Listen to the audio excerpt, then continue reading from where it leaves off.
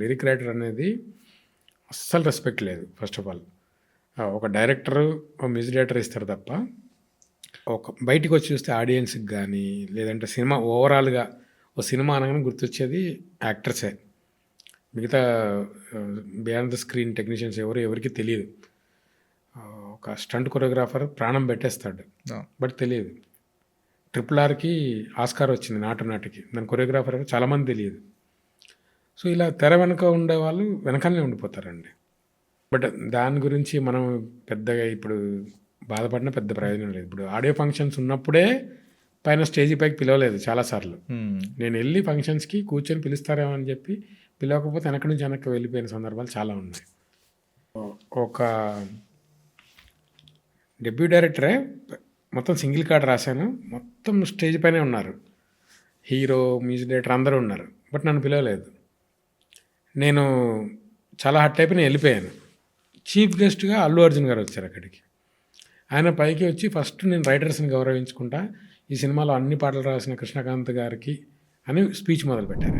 ఎవరికి first respect ఇవ్వాలనుకుంటున్నారంటే ఈ సినిమాకి లిరిక్స్ రాసిన కేకే గారికి. సో నేను ఇంటికి వెళ్ళి టీవీలో చూశాను. నేను కాసేపు ఉంటే అక్కడ లైవ్ ఉండి అప్పుడైనా వాళ్ళకి గుర్తొచ్చేది. బట్ ఆ యాంకర్ అంటే చాలా పెద్ద యాంకర్ ఆవిడ. సో లిరిక్ రైటర్ ఎవరు కూడా చూసుకోలేదు, పిలవలేదు. బట్ వెళ్ళిపోయిన తర్వాత బన్నీ గారు గుర్తించడం నాకు చాలా హ్యాపీ అనిపించింది. సేమ్ థింగ్ రిపీటెడ్ ఇంకోసారి కూడా అలాగే జరిగింది. సో ఆ యాంకర్ ఎక్కడో కనిపిస్తే చెప్పా, హాయ్ అండి అంటే, లిరిసిస్టులు ఎందుకండి అసలు మరీ అంత నీచంగా మీరు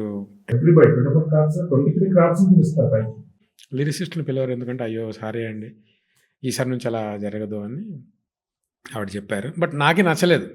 అలా అడిగి రెస్పెక్ట్ ఇప్పించుకోవడం కరెక్ట్ కాదు కదా. ఇంకా ఆడియో రిలీజులు పోయాక ఇప్పుడు ప్రీ రిలీజులు వచ్చాయి. దాంట్లో డైరెక్టర్ కూడా పాపం అతనికి మీకు 2 minutes ఉంది టైం అని యాంకర్ చెప్తున్నారో ఈవెంట్ ఆర్గనైజర్ చెప్తున్నారో తెలియదు.